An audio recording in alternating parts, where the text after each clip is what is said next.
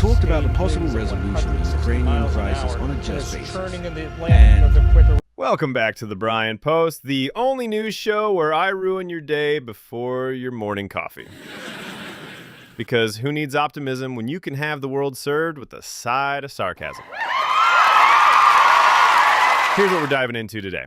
Hurricane Erin hits Category 5 because nothing says excitement like 160 miles per hour winds and flooded streets. U.S. cancels trade talks with India because tariffs are apparently America's favorite form of small talk. Trump-Putin Summit turns into land swap debate, diplomacy, or monopoly. You decide. Pakistan floods leave millions homeless, monsoons, misery, and more Instagram-worthy water. EU and US stall trade statement over digital rules. Bureaucracy strikes again. Your online shopping cart has never been in more danger. Let's get started, because bad news doesn't wait, and neither do I. Hurricane Erin goes Category 5. Hurricane Erin has officially hit Category 5 with winds topping 160 miles per hour. That's right, Mother Nature just looked at Florida and said, I'm about to redecorate. And by redecorate, I mean remove your roof. Emergency officials are warning residents to evacuate, but let's be real, half of them will stay behind to live stream themselves duct taping their windows and praying that their Wi-Fi survives. And the media, they're calling this the storm of the century, which is weird because they said the exact same thing last year. At this point, every hurricane is apparently the storm of the century, which makes me wonder if meteorologists just have one PowerPoint slide that says, we're all screwed. So if you're anywhere near Hurricane Erin's path, pack your bags, charge your phone, and maybe say goodbye to that beach house you overpaid for on Zillow. And speaking of natural disasters, let's talk about U.S. trade policy. U.S. cancels India trade talks.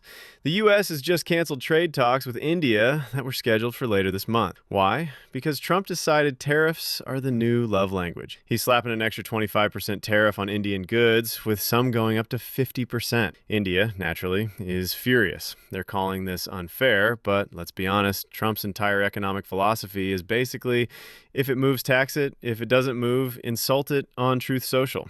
The White House is spinning this as a strategy to protect American jobs. Yeah, sure, because when I think of saving the U.S. economy, I definitely think screw over India's textile industry. And here's the best part. Trump says this will force India to negotiate from a weaker position. Translation, I broke up with them before they could break up with me. Classic high school drama, but with nuclear weapons involved. Meanwhile, American consumers are about to find out what a 50% tariff means when they buy their next iPhone charger and it costs as much as rent. Now, let's move from tariff wars to actual wars, because Putin decided he wants to play God with Ukraine.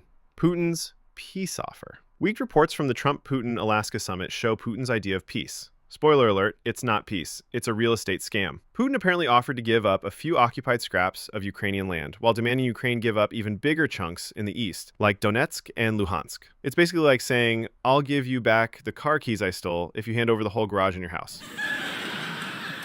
Of course, Zelensky and European leaders are furious because to them, this is less peace treaty and more hostage negotiation. But Trump, he called it a very interesting idea, which coming from him usually means, I didn't read it, but it had pictures, so I liked it. And Putin, he's selling this as the only path to stability. Yeah, stability for him, like a mob boss demanding protection money. The only thing missing was him stroking a cat while saying, this is my final offer. And while Putin's out here playing landlord of Eastern Europe, Pakistan is drowning. Literally. Pakistan floods, cities underwater. Pakistan is facing catastrophic flooding again, with entire towns swallowed underwater like some biblical sequel nobody asked for. Torrential monsoon rains have displaced over 1 million people, destroyed homes, and washed away farmland. And while families are literally climbing onto rooftops to survive, the government is scrambling to declare emergency aid, except there's a catch. Pakistan's economy is already on life support. They're basically trying to buy sandbags with monopoly money. Here's the irony.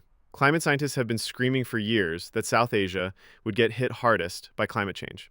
Politicians ignored them because why listen to scientists when you can listen to Twitter conspiracy threads about how floods are caused by 5G towers? International aid is now trickling in. But let's be real, trickling is the last word you want to use when people are drowning. And while Pakistanis are fighting for their lives, the rest of the world is mostly watching from the couch saying, wow, that's terrible. Anyway, what's for dinner? And speaking of disasters, let's talk about the European Union. because nothing screams chaos like Brussels trying to regulate paperwork. EU and US clash over digital rules. The EU has just announced a shiny new set of digital trade rules meant to protect European consumers, which in EU speak basically means we created 300 new forms for American companies to fill out. The US, naturally, is fuming, calling it protectionism in disguise. Washington is basically saying, hey, Europe, remember when we saved you twice last century? Maybe don't make it harder for us to sell you TikTok ads. Europe's response? Rules are rules. You gotta love the EU. They can't agree on military spending, but boy do they rally together when it comes to making 500-page PDFs. The real losers here? Small businesses and consumers who are about to see their online shopping carts look like tax forms. Meanwhile, Silicon Valley is quietly crying because the last thing they want is Brussels lawyers telling them how to sell AI toothbrushes. And after all this, you'd think the world would take a break. But no, because Trump still had to get the last word. So let's recap. Florida is bracing for Armageddon. India just got ghosted by the US like a bad Tinder date. Putin wants to swap land like he's flipping houses. Pakistan is underwater while the rest of us scroll past it. And the EU is proving once again that bureaucracy is their true superpower. And through it all, the leaders of the free world are smiling for cameras, shaking hands, and telling us everything is under control, which, if you've been paying attention, means absolutely nothing is under control. This has been The Brian Post. Don't forget to like, comment, and subscribe, or don't, and let the YouTube algorithm punish me. Either way, I'll be back tomorrow with more chaos, more sarcasm, and probably another reason to lose faith in humanity.